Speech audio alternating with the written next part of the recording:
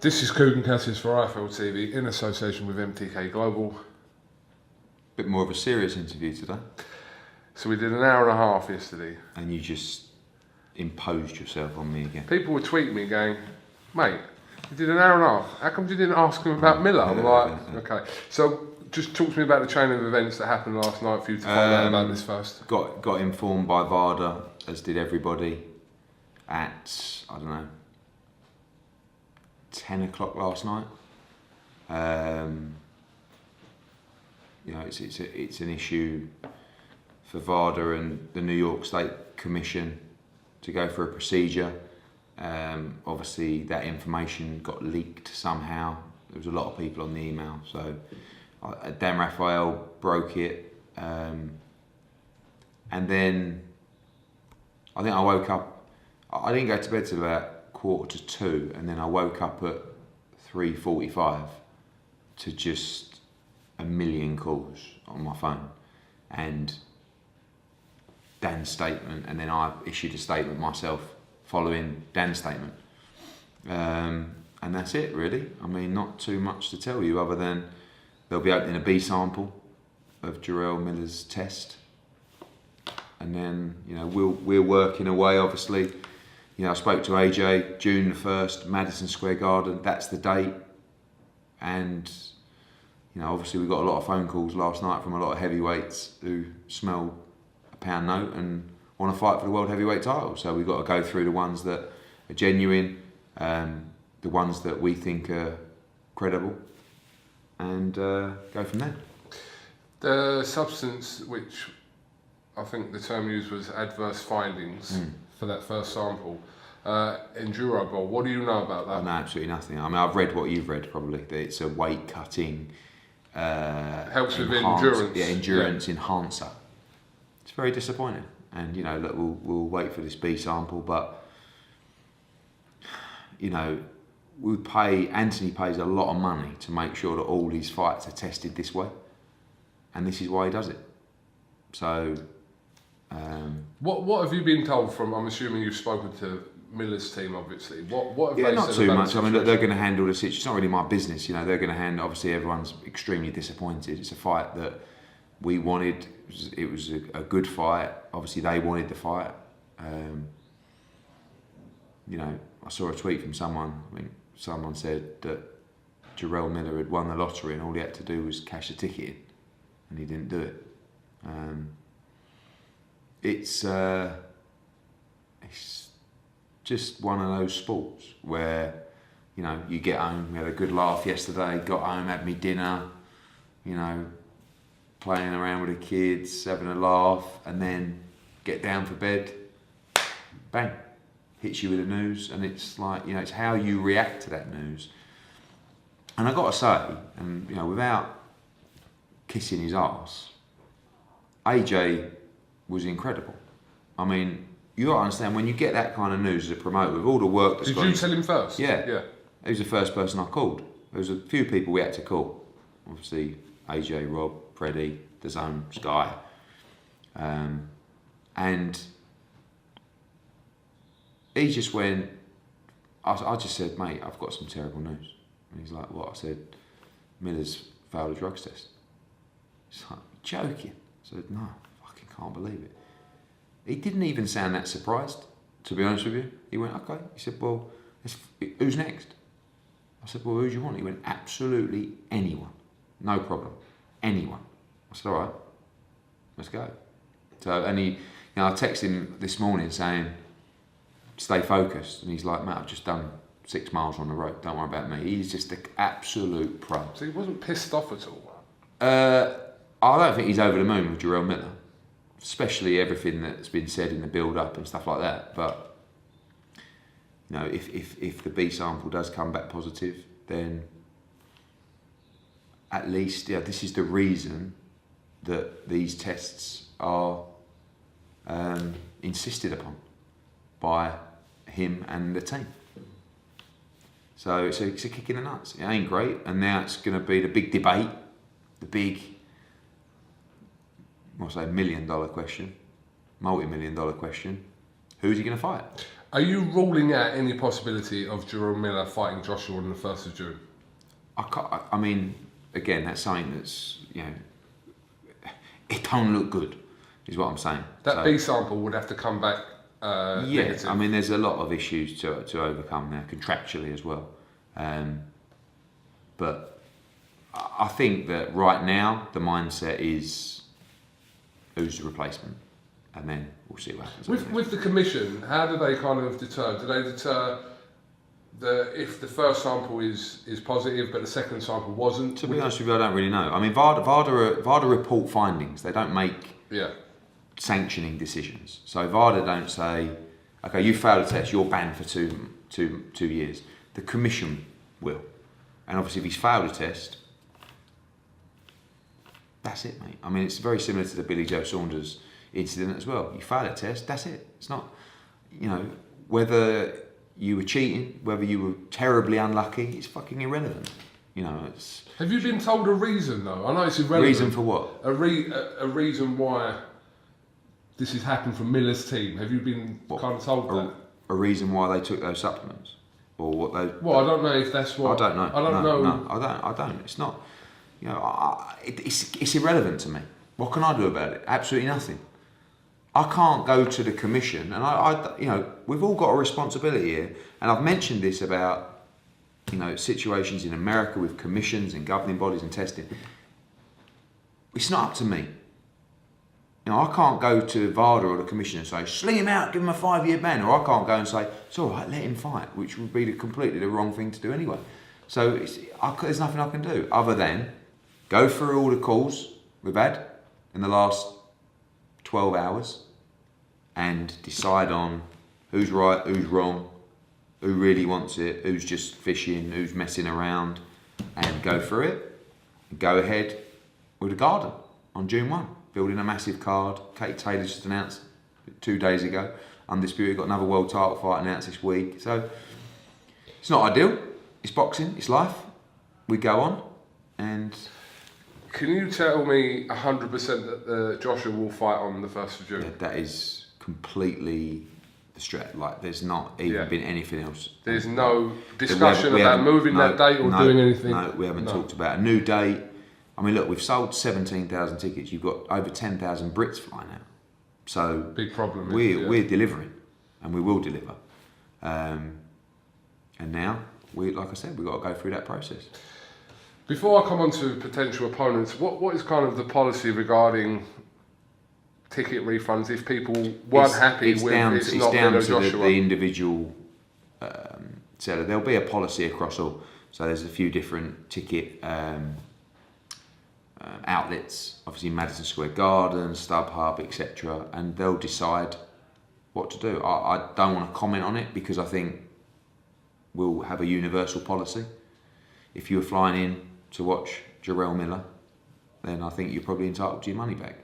If you wanted to watch Anthony Joshua and he will be in a good fight and there will be big card, same show, then the feedback I'm getting is please don't cancel the show.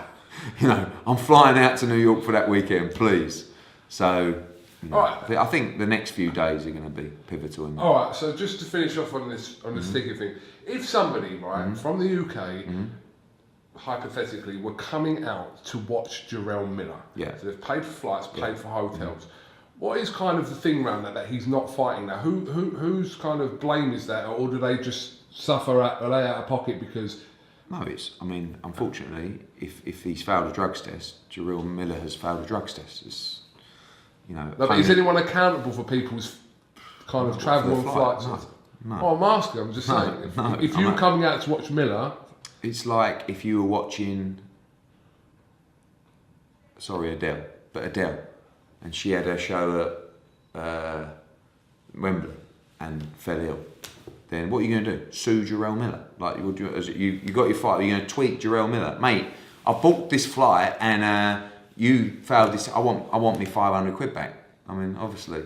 There are people that will do this though. But anyway, but look, our aim is to find a suitable replacement opponent to run an amazing card, amazing night, and business as normal. It's not ideal, mate. It's a complete ball ache. Complete ball ache. You think I want to be dealing with this? But it's boxing, unfortunately, and you just become numb to it because you spend many days of your year getting kicked in the nuts. And after a while, once you get kicked in the nuts 100 times, don't hurt as much because you're numb in the nuts. And right now, I'm numb nuts. After the situation regarding Joshua and Pulev, you know, and obviously that was a learning curve for you, but you had that backup in Carlos Takam. Was there no contingency plan going into this fight with Miller? I mean, there's a few conversations with. I know people that have said, just to let you know, I'm training for this fight, and if anything happens with JARRELL, and there's actually one person who quite eerily said, just to let you know, I'm ready to fight Joshua on June 1. And I said, he's fighting Miller. And he went, I know, but just in case anything happens, I'll be ready. And I was like, this was a month ago. And I was like, and they messaged me again last night and said, I'm ready. How are you going to not tell us who this is? I'll tell you in time. But listen, we had as you can imagine, last night, a whole host of, I mean, ones that if I made, you would lynch me. And obviously a lot of credible guys, people see a massive opportunity, and so they should. It's not like we're 2 weeks away. We're just under 7 weeks. So really, if you're a heavyweight, you've got enough time to prep and try and win the world heavyweight title. So I'm going to ask you this way now, because I know you're not going to tell me about who you're talking to at the moment. So the likely chances of, likely chances of, probably the top name everyone would want. There's no point in asking me that. I don't know. All I'm telling you is that obviously we know Fury and Wilder are fighting. Anthony will fight anybody you are about to say. He won't turn... But I'm asking you what the likely chances of that fight are. I mean, Luis Ortiz. Love that fight. Love that fight. Is that top of the list? That is an ideal scenario. That is a big fight. I know his team spoke to you know, my feeling from them was he won't be ready. I disagree with them, but that's a. I mean, there's the argument is that's a better fight or a tougher fight than Jarrell Miller. Some might say. All of them. Manuel Charr, because he put out. I saw Manuel Charr says we're in negotiations. We're not. He sent me a text saying I will accept the fight. He's WBA regular champion. He's on a list of 8 who I would say are at least sort of registering in the mind to at least look at and consider. And who is on that list? Probably all the people. Adam Kalinacki? Yep. Dillian White put himself forward. Well, I know, but Dillian White's unrealistic. I mean, I saw on Talk Sports I'll fight. If Dillian White wants to fight Josh in June, bit weird in MSG, 100%. But he ain't going to be ready for June 1. If he is, and there's a serious conversation, we'll talk on that. But he's training for July. So, again, no problem. But part of his problem before that, he wasn't going to have the full camp for April 13th, wasn't it? Yeah, as well? And now he won't have the full camp for June 1. So, listen, anybody, any heavyweight in the world can step in on June 1. Anyone. Not one person will be turned down. Joe Joyce? Sam Joe Jones Joyce, yeah. I mean, I don't look at Joe Joyce as like a heavyweight world championship contender yet. I think he's a really good fighter, but again, like he's someone that we could talk to AJ. He's not registering in my mind as like an Ortiz, a Kanaki, even a Char, or even a, I don't know. I mean, a lot of people talk about Michael Hunter. Yeah, Michael Hunter. We've signed as well. Yeah, I mean, Michael Hunter's, it's actually a tricky fight for AJ. Smaller, American, good fighter. Coming off 2 good wins, 1 loss in his career to Usyk. Char hasn't boxed, probably hasn't got as much credibility as that. Pulev we like as well, if he wants it. Now he's got a few issues. Konaki, I mean, like there's probably 8 acceptable guys. It's which ones. Parker come on, said he'll go again. I don't think that's an option, but again, like Audley, we'd be up for that. No, listen, it's Dave Allen put himself. Dave Allen says he's going to win on Saturday. David Hay phoned me up. Yeah. He said, just to let you know, if Chisora knocked out Gashi on Saturday, we're calling out AJ at the O2. I said, okay, fucking do what you want. I'm saying to everyone, because now we're going to have a bit of fun with this. Because last night I weren't in the best shape. Now I've decided, fuck it, we're going to have some fun with this. Who do you want? Call them out. Tweet them. Tell them to come forward. Tell them this is your chance to fight MSG for the world heavyweight title for a load of money. Come. Are they getting the same money Miller would be getting? A lot of them. Obviously, TV money differs depending on the attraction of an opponent. But that pot of money's there for a big name fighter. So will you let me go and do some work now? No, this is madness. It is madness, but it's boxing, and I don't know what else to tell you other than I couldn't sleep all night. I'm going to be working every second of every day to get this sorted. When do you ideally want kind of an opponent confirmed for? Just for your I own think peace of mind and everyone else's. last night and early as this morning was dealing with the situation and the news, and like I said, last night I had 16 fighters come on for this fight. Like I said, 10 of them just ain't going to make the grade, or maybe 8 of them ain't going to, or even be considered. Now today, I'm going through them, going through the ones that could possibly be considered, find out who's real, find out who's not. Any fighter really that says, 7 weeks ain't enough to fight for the world heavyweight title when we're not making weight, I mean, it's a cop-out. But is it important that ideally that they're from New York or the East Coast? Really. Or really? From New York, that limits it. No, I'm just saying, but that's the whole thing. It's not. I mean, in an ideal world, we'll be fighting an American. There ain't many. There's one. I mean, you got Trevor Bryan, WBA interim champion #1. It's not, he's from New York. Kanaki's from New York. So right now, you couldn't tell me who was a front runner for this at all. Really, no. No. Only that. But if you could pick one, would you pick Luis Ortiz? Yes. And what about Joshua? Would he? Yes, that was the first name he gave me last night. So you got some shit to do. Got a lot of shit to do. Can I go now? Yeah, we'll see you at the press conference tomorrow. Eddie Hearn. Well, you can ask me all again. Look forward to that. Well, you'll have more updates. Oh, hopefully. Cheers. Stay with it. Don't let the bastards get you down.